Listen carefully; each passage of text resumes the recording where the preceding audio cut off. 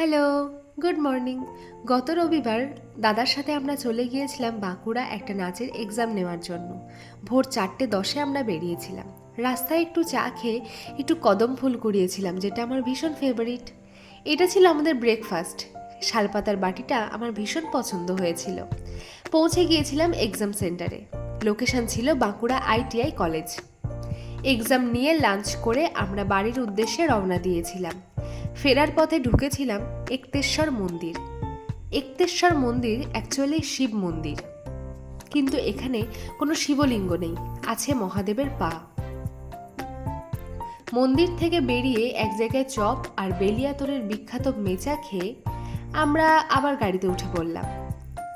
DVC cross করে আমরা চললাম বাড়ির দিকে। আর এই রাস্তাটা খুব সুন্দর লাগছিল। এরকম রাস্তা বরাবরই আমার ভীষণ পছন্দের। সন্ধেবেলা একটু টুকটাক টিফিন করে আমরা আবার বাড়ির উদ্দেশ্যে রওনা দিলাম। ভালো খারাপ সব মিলিয়ে মিশেই তো একটা মানুষের অভিজ্ঞতা তৈরি হয়। আমরা সবাই সেই সব রকম অভিজ্ঞতাকে অ্যাকসেপ্ট করে নিয়ে বাড়ির পথে রওনা দিয়েছিলাম। তো চলো, আজকের ব্লগটা এই পর্যন্তই। টাটা।